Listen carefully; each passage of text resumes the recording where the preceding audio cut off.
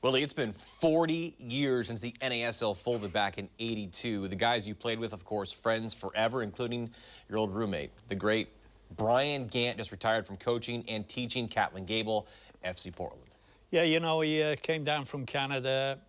We had quite a few, but I think Brian was one of maybe the first, and he was good, and he was super fit, and he worked and trained harder than most. You know, he knew that he needed to be bigger and better because he was coming down from Canada and with all these British guys around, you know, thinking we were great. So, you know, he was a really fun guy, and, you know, everybody liked him.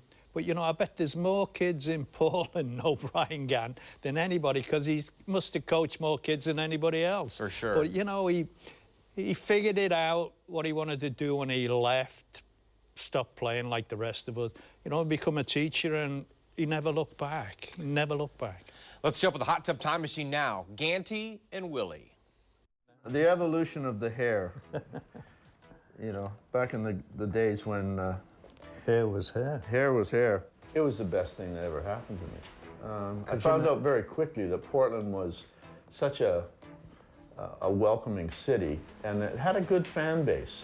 Now, they weren't necessarily educated in the game yet, but they were just so supportive of everybody. It was just the most incredible time, because during those periods, the fans could come up and start talking to you.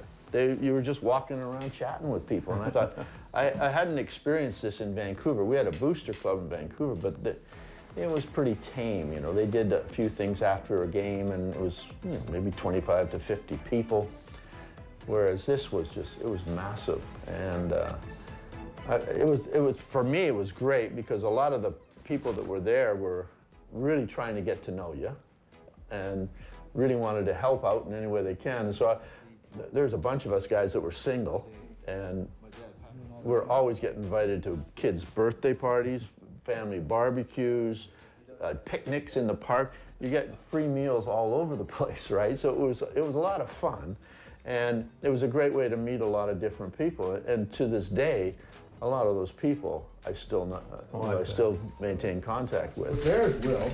So what did you think of the field? Well, I came from Empire Stadium in Vancouver, which was perhaps the second worst field in the league. It was horrible. It was the big crown in the middle, you know, so, you know, if Jimmy Kelly on one wing, you on the other, you two couldn't see each other because of the crown in the middle. And Portland was different. Portland was different because it didn't have a crown. No. It dipped in the middle, so everything slanted into the middle, and it was rock hard. It was absolutely, it was concrete. Yeah, totally. And every once in a while, I remember going there, practices and things like that, and the maintenance people would be gluing the carpet back down onto the cement, you know, and that kind of stuff was going on constantly. Well, you played, I think I looked, over 100 games for the Timbers, right? Yeah, God, yeah, I think it was probably, yeah, 130, 140 maybe, and then Whitecaps another 40 or 50. Yeah. I got injured in my last year. I had that season-ending injury. I was hoping to go another 3 or 4 years, but the league was coming to an end. Yeah, it was coming to an end.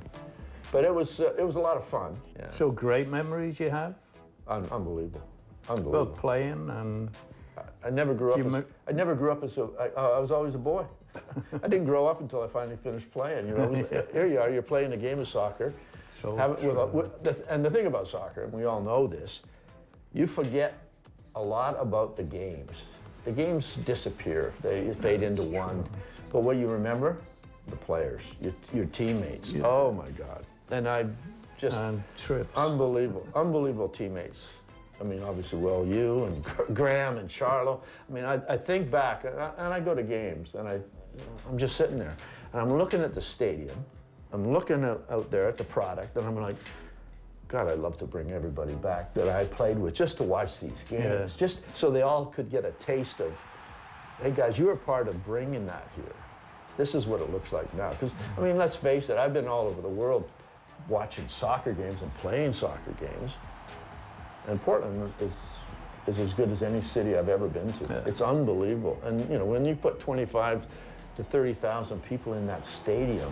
It's equal to 60 or 70,000 in some of these other stadiums. It's just the sound and just the energy. It's wonderful. It's incredible. I wish all the guys, I mean, you think about it, Charlo, all the guys that have passed on, Graham Day, Mooch, Jimmy Conway.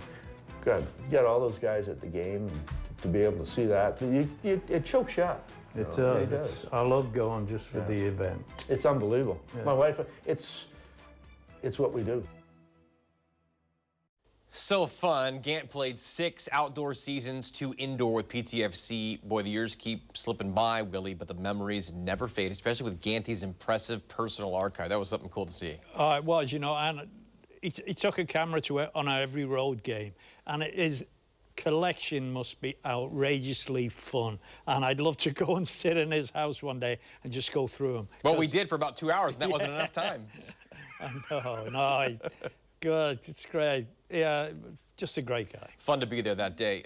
Gant's late sister, the mother of Christine Sinclair, Ganty and his wife have followed their niece during World Cups and have more time to travel and see sick now. They're also season ticket holders for the Thorns.